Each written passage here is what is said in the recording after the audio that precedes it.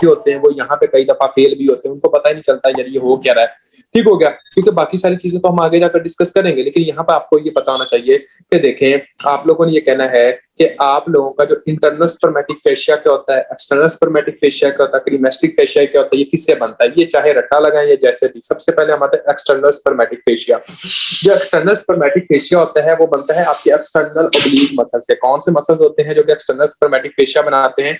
आपने कहना external oblique muscle. तो बच्चों सबसे पहले आपको पता चल गया कि एक्सटर्नल ओब्लीक मसल आपका एक्सटर्नल स्पर्मेटिक फेशिया बनाता है। दूसरे नंबर पे क्या होता है? दूसरे नंबर के अंदर आप लोगों ने ये बात डिस्कस करनी होती है कि हाँ जी जनाब, जो आपका इंटरनल स्पर्मेटिक फेशिया होता है, इंटरनल ओब्लीक मसल्स जो होता है वो क्या बनाता है? यानी कि अब आप लोगों को पता है ना कि हाँ जी जनाब आपके एब्डोमेन के 4 मसल्स हैं, याद है ना आपको एब्डोमेन के मसल्स कौन कौन से? एक्सटर्नल ओब्लीक मसल, उसके बाद आता है आपका इंटरनल ओब्लीक मसल, उसके बाद आता है कि हाँ जी ट्रांसवर्स फेशिया, उसके बाद रेक्टस।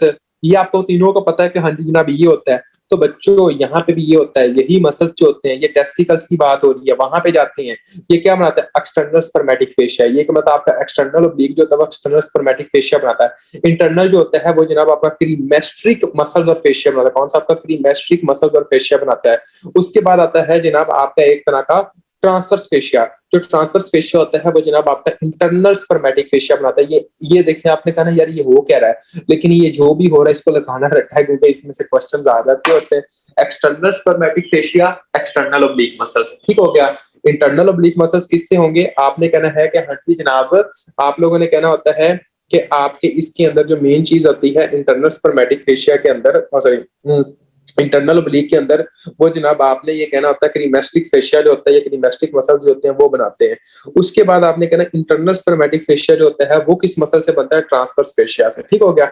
ये 3 चीजें, ये वाला एमसीक्यूज है, बाकी सारी भूल जाए, लेकिन इसको नहीं भूलना, इसको याद करना, इसमें से एमसीक्यूज आता है। एक्सटर्नल किससे बना था? शाबाश जल्दी करें। जो आपका एक्सटर्नल स्पर्मेटिक फेशिया था वो किससे बना था? एक्सटर्नल ओब्लीक से। क्रीमेस्टिक फेशिया किससे बना था? आपने कहना है कि हाँ जी जनाब एक तरह का इंटरनल ओब्लीक से। उसके बाद आपका ट्रांसवर्स फेशिया से क्या बनता था? ट्रांसवर्स फेशिया से बनता था आप लोगों ने कहना इंटरनल स्पर्मेटिक फेशिया। क्या था? एक तरह का इंटरनल स्पर्मेटिक फेशिया आपका ट्रांसवर्स से।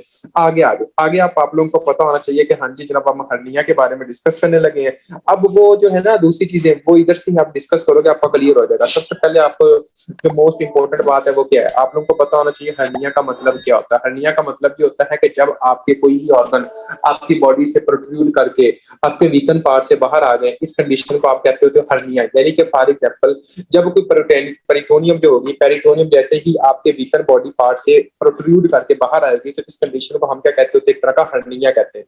हर्निया के अंदर क्या था? प्रोट्रूजन होती है पेरिटोनियम की थ्रू वीक पार्ट्स। ठीक हो गया बच्चों, वीक साइड्स। अब देखें दूसरी जो बात है वो आप लोगों को पता होनी चाहिए कि हाँ जी जनाब जो हर्निया होते हैं वो किस किस तरह का होता है। बच्चों एक हर्निया होता है जैसा कि फॉर एग्जांपल वो हिस्से का बाहर निकला और खुद ब खुद वापस आ गया, इस तरह के हर्निया को कहते हैं रिड्यूसेबल हर्निया। ये वाला जो हर्निया होता है वो इतना पंगे वाला नहीं होता, वो वाला ठीक होता है। ठीक हो गया।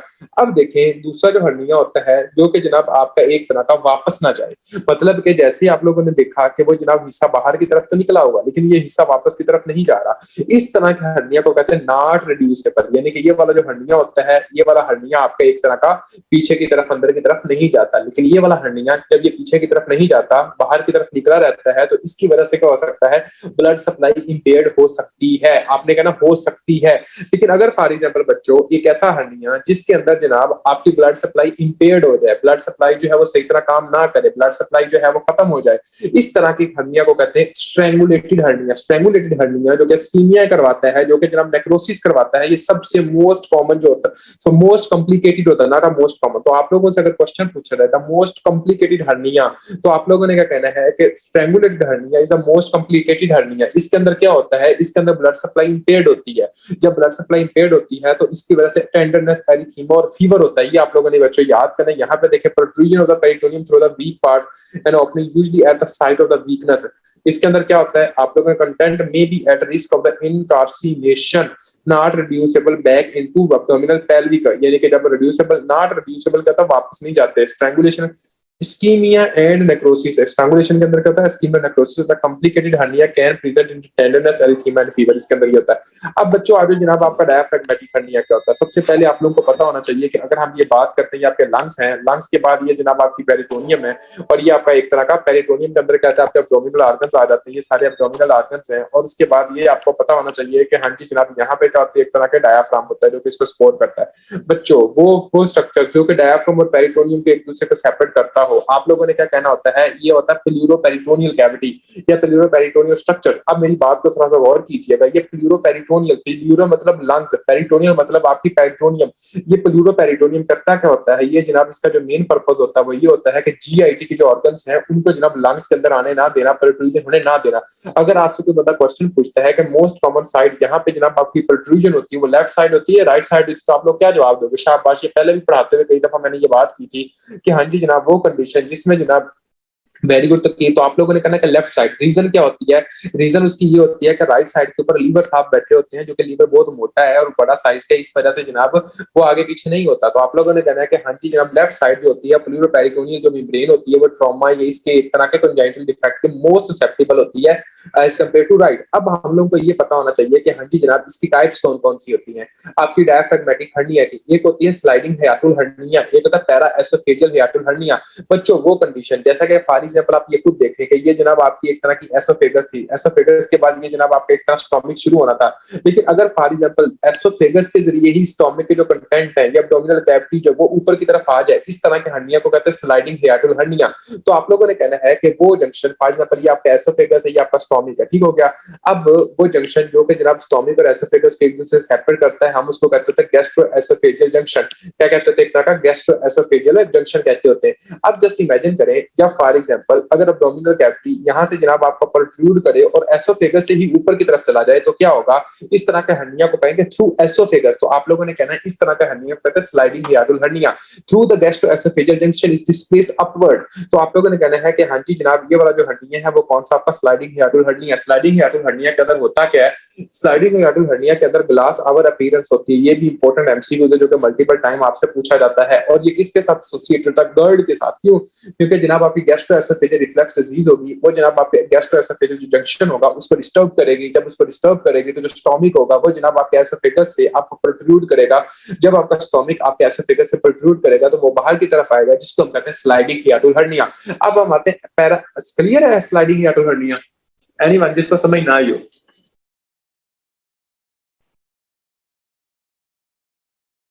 यस।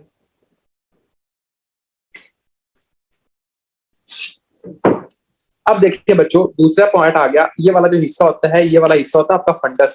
अगर फॉर एग्जांपल आपका जो स्टोमिक है वो आपके फंडस से बाहर आ जाए, ये आपका एसोफेगस, अगर ये फंडस से बाहर आ जाए तो इसको हम कहते होते हैं आपका एक तरह का पैरा एसोफेजियल हियाटुल हर्निया। तो ये होता है आपका फंडस। इसका भी आपको पता होना चाहिए कि हाँ जी जनाब ये एक तरह का फंडस है, वो आपका एक तरह का एसोफेगस के अंदर जाता है, लेकिन ये फंडस कहाँ जाता है? आपके थोरैक्स के अंदर जाता है, ये आपको पता हो। अब देखें abdominal structure enter the thorax may occur due to congenital defect of the pleuroperitoneal membrane. हमने यही डिस्कस किया था कि इसके अंदर होता क्या, common occur in the left side. क्यों? क्योंकि राइट साइड के ऊपर जनाब आपका लीवर होता है। उसने यही लिखा most common hiatal hernia in which stomach herniated upward to the oesophagus, यही हमने बात की थी। आगे आ जाता खुद लिखा हुआ sliding gastrooesophageal junction is displaced upward and the gastric cardia cardia slice into hiatal hourglass appearance होती है, गर्ड के साथ एसोसिएशन होती है। Gas para oesophageal hiatal hernia क्या होता है? इसके अंदर जनाब इस तरह का एक तरह का गैस्ट्रोएसोफेजियल जंक्शन नॉर्मल होता है, लेकिन फंडस से जो होता है वो बाहर की तरफ निकला हुआ होता है। क्लियर है बच्चों? हाँ जी आगे चलें।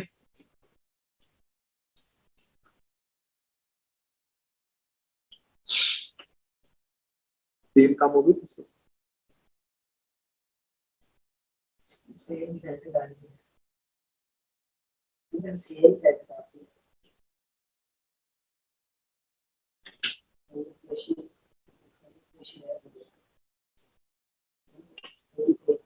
अच्छा। अच्छा बच्चों अब आगे आ जाओ। आगे आप लोगों को पता होना चाहिए कि इंग्वाइनल हर्निया के अंदर क्या क्या होता है। इंग्वाइनल हर्निया आपका इनडायरेक्ट इंग्वाइनल हर्निया होता है और आपका डायरेक्ट इंग्वाइनल हर्निया होता है, ठीक है? कि आपका डायरेक्ट इंग्वाइनल हर्निया कौन कौन सा है और आपका इनडायरेक्ट इंग्वाइनल हर्निया कौन कौन सा है। तो अभी आप लोगों को मैं बताता हूँ। एक तरह का इनडायरेक्ट इंग्वाइनल हर्निया और डायरेक्ट इंग्वाइनल हर्निया। देखिए बच्चों, सबसे पहले आप लोगों को पता होना चाहिए कि इनडायरेक्ट इंग्वाइनल हर्निया के अंदर क्या होता है। इनडायरेक्ट इंग्वाइनल हर्निया जो होता है ना, ये बच्चों के अंदर होता है। डायरेक्ट इंग्वाइनल हर्निया जो होता है ये बड़ों के अंदर होता है। अब बात को थोड़ा सा गौर कीजिएगा बच्चों, जो कि आप लोगों ने ये समझनी है, जो कि इंपॉर्टेंट है। सबसे पहले इसी पिक्चर को आप देखें, इस पिक्चर से आपका मोर देन 90% कंसेप्ट जो होगा वो क्लियर हो जाएगा। ठीक हो गया? हाँ, मोस्ट कॉमन इंग्वाइनल ही होता है बच्चे। अब देखें, इसी पिक्चर से आपका ये कंसेप्ट जो होगा वो काफी हद तक जो होगा वो जनाब आपका क्लियर हो जाएगा, जो कि आपको पता होना चाहिए। देखें, फॉर एग्जांपल आप लोगों को पता है कि ये जनाब आपकी जो होती है एक तरह की पेरिटोनियल कैविटी होती है। ऐसे ही ना, ये पेरिटोनियल कैविटी जिसके ऊपर उसने ये लगाया हुआ है। अब देखें, अगर पेरिटोनियल कैविटी में से पेरिटोनियल कैविटी जो है वो जनाब इस तरह प्रोट्रूड करे और ये जनाब आपकी कहाँ आ रही है, ये जनाब आपकी इंग्वाइनल कनाल के अंदर आ रही है, जिसको हम क्या कहेंगे, प्रोट्रूजन करके हर्निया कहेंगे। ये इंग्वाइनल कनाल के अंदर आ रही है तो क्या होगा, इंग्वाइनल हर्निया। अब देखें, सबसे पहले आप लोगों को इस बात का पता होना चाहिए कि आपका दो तरह के रिंग होते हैं। एक होता है डीप इंग्वाइनल रिंग और एक कौन सा होता है आपका सुपरफिशियल इंग्वाइनल रिंग। बच्चों, अब आपको क्या पता होना चाहिए, सबसे पहले आपने ये देखना है कि जस्ट इमेजिन करें, ये एक तरह का, ये एक तरह की इस तरह का आप लोग समझे कि ये जनाब आपका एक तरह का क्या इंग्वाइनल कनाल है, और इस इंग्वाइनल कनाल से क्या ये एक तरह का टेस्टिकल्स है, आप इस तरह समझे। ठीक हो गया? अब देखें, ये इंग्वाइनल कनाल की जब हम बात करते हैं तो इसके बाद आपने ये कहना है कि जो ऊपर वाला होगा उस तरह के रिंग को क्या कहते हैं, ये वाला जो रिंग होता है उसको हम कहते हैं डीप इंग्वाइनल रिंग। क्या कहते हैं, डीप इंग्वाइनल रिंग।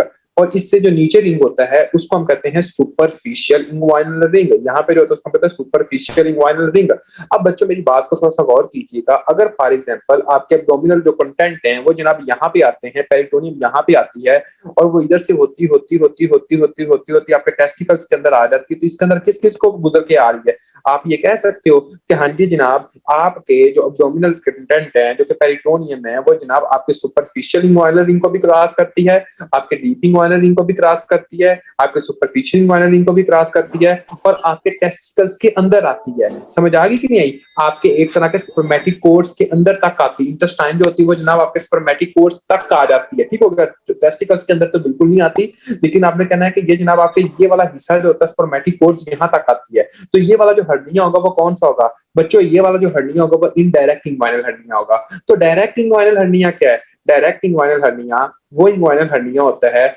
जिसके अंदर बच्चों, अब आप लोगों ने देखा कि हाँ जी जनाब, आपका इनडायरेक्ट के अंदर क्या होता था, डीप इंग्वाइनल रिंग के अंदर जाता था। उसके बाद अगर फॉर एग्जांपल ये देखें कि ये डीप इंग्वाइनल रिंग के अंदर जाता था, लेकिन जो डायरेक्ट इंग्वाइनल हर्निया होगा वो जनाब आपके डीप इंग्वाइनल रिंग के अंदर नहीं जाएगा। वो कहाँ जाएगा? वो जनाब बच्चों आप लोगों ने कहना है कि वो सीधा सीधा ऐसे सुपरफिशियल इंग्वाइनल रिंग के अंदर चला जाएगा। और वो हर्निया जो सुपरफिशियल इंग्वाइनल रिंग के अंदर सिर्फ जाए, डीप इंग्वाइनल रिंग से क्रॉस ना हो। ठीक हो गया? This hernia don't bulge outside on standing. नहीं, इस तरह नहीं आप कह सकते, बल्ज तो होता ही है, स्टैंडिंग हो या ना हो। मतलब कि आपने कफ करानी होती है, इसके ऊपर आपने एक साइन होता है जिसको आप कहते होते हो मतलब कि कॉइन साइन जो होता है, अगर वो करोगे तो बल्ज नहीं होता। वो एक टेस्ट होता है, समझ आ रही है? एक टेस्ट होता है, वो आपने करना होता है। वो टेस्ट के अंदर ये बल्ज आउटसाइड नहीं होता जी। थंब रखना होता है, फिर आपने प्रेशर लगवाना है। उसके बाद जो होता है वो इधर से, वो अभी मैं बताता हूँ कि क्या होता क्या है। कॉइन टेस्ट जो होता है एक तरह का इनडायरेक्ट कॉइन टेस्ट या जो भी, वो अभी हम देखते हैं। ठीक है, वही मैं बताता हूँ। देखिए बच्चों, आप लोगों को पता चल गया कि हाँ जी जनाब, जो आपका for example deep inguinal ring को क्रॉस ना करे, सुपरफिशियल इंग्वाइनल रिंग को क्रॉस करे और आपके स्पर्मेटिक फेशिया तक ना जाए, इसको हम कहते हैं डायरेक्ट इंग्वाइनल हर्निया। अब मेरी बात को थोड़ा सा गौर कीजिएगा, डायरेक्ट और इनडायरेक्ट इंग्वाइनल हर्निया को ना आप किस तरह इवेल्युएट कर सकते हो। इसको इवेल्युएट करने का जो बेहतरीन तरीका होता है वो ये होता है कि एग्जामिनर जो होता है या जो पेशेंट को जो डॉक्टर होता है वो यहाँ पे ये वाला हिस्से पे थंब रख देता है। मेरा आप लोगों से क्वेश्चन है, जस्ट इमेजिन अगर बच्चा आप लोगों को ये यहाँ पे एक तरह का थंब रखता है, तो क्या जो आपकी जो पेरिटोनियल कैविटी से जो प्रोट्रूजन हो रही थी वो इसके अंदर आएगी? शाबाश, ये बताइएगा जी, इसके अंदर आएगी? पहले तो ये बताएं, क्या इसके अंदर आएगी? ओ भाई सिंपल सी बात है, नहीं आएगी। जब नहीं आएगी तो क्या होगा? आप लोगों ने कहना है कि हाँ जी जनाब, इनडायरेक्ट इंग्वाइनल हर्निया। थंब रखना है मिड इंग्वाइनल पॉइंट के ऊपर 2 सेंटीमीटर अबव। ठीक होगा? 2 centimetre above the mid inguinal point. आप लोगों ने कहना है कि ये जनाब आपका होगा एक तरह का इनडायरेक्ट इंग्वाइनल हर्निया। अब देखें, अगर फॉर एग्जाम्पल अगर एक तरह का डायरेक्ट इंग्वाइनल हर्निया होगा और थंब यहाँ पे रखा हुआ है। आप लोगों को पता है कि डायरेक्ट इंग्वाइनल हर्निया के अंदर आपका होता क्या है, इसके अंदर जनाब आपका जो एक तरह का अब्डोमिनल कंटेंट होता है वो सुपरफिशियल इंग्वाइनल से इस तरह होता है। तो क्या अब ये हर्निया क्लोज होगा? अब क्या हर्निया रुकेगा? हर्निया नहीं रुकेगा। अब वो कंडीशन जिसके अंदर जनाब आपका रिंग ओक्लूजन टेस्ट तो आप लोगों ने किया, ठीक होगा, कॉइन जो है वो जनाब आपने रखा, आपने जो है वो थंब रखा, ठीक होगा, थंब रख के आपने दबाया और पेशेंट को कहा कि जोर से खांसी करें या आपका एक तरह का सांस लें, लेकिन उसके अंदर हर्निया अगर अपीयर हो जाए तो वो तरह का हर्निया जो होता है वो डायरेक्ट इंग्वाइनल हर्निया होता है। क्यों? क्योंकि उसके अंदर से वो इधर से तो गुजर ही नहीं रहा हर्निया, वो हर्निया जो गुजर रहा है वो तो गुजर ही इधर से रहा है। और गाल पल्ले बच्चे, हाँ जी, कोई ऐसा बच्चा जिसको समझ ना आए, शाबाश anyone.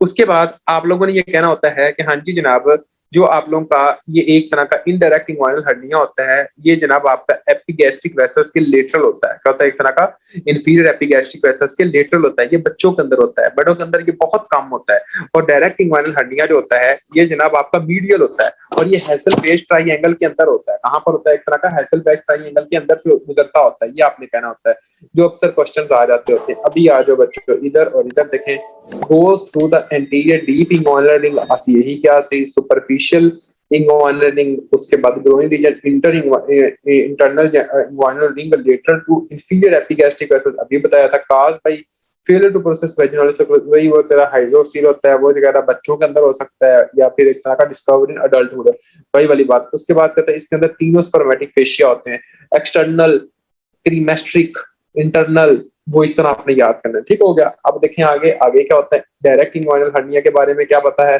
Direct inguinal protrude through the inguinal hassle triangle bulge directly through parietal peritoneum median to inferior epigastric vessels, हमने किया है, but lack lateral to rectus abdominis, goes through the external superficial ring, हमने यही कहा था, covered by the external spermatic fascia। इसके अंदर सिर्फ external spermatic fascia होता है, उसके अंदर तीनों लेयर्स होती हैं, usually occur in older man. तो भाई हमने भी ये कहा था, medial to inferior epigastric vessels direct, lateral to inferior epigastric vessels indirect.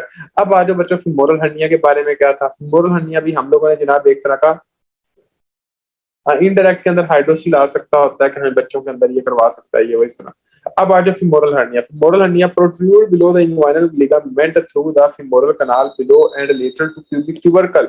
ये क्या होता है? ये जनाब आपके एक तरह का femoral hernia lateral to pubic tubercle होता है, more common in females, but overall inguinal hernia are the most common, more likely to present in with incarceration और द स्ट्रैंगुलेशन। तो बच्चों ये जो होता है ये ज्यादातर प्रेजेंट किसके साथ करता है? ये जनाब आपकी एक तरह की स्ट्रैंगुलेशन, स्कीमिया के साथ प्रेजेंट